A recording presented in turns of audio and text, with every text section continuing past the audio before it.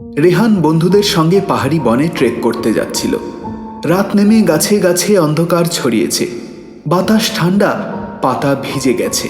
হঠাৎ দূর থেকে একটি ভয়ঙ্কর ডাক শুনতে পেল। এক অচেনা মানুষের কণ্ঠ, গভীর এবং ধীর। এখানে এসো। রেহান পেছনে তাকালো, কোনো মানুষ নেই। বন্ধুদের চোখও বড় হয়ে গেছে। ডাকটা আবার হলো, এবার কাছাকাছি, কিন্তু কেউ দৃশ্যমান নয়।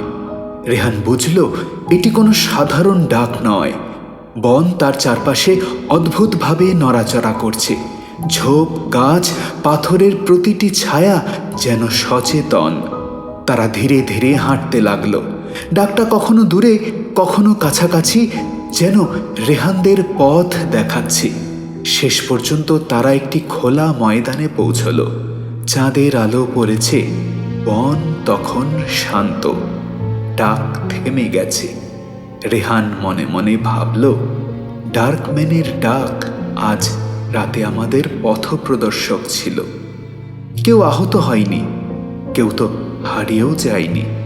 শুধু বন এবং অন্ধকারের উপস্থিতি আমাদের মনে ভয় ও রহস্য রেখে গেছে।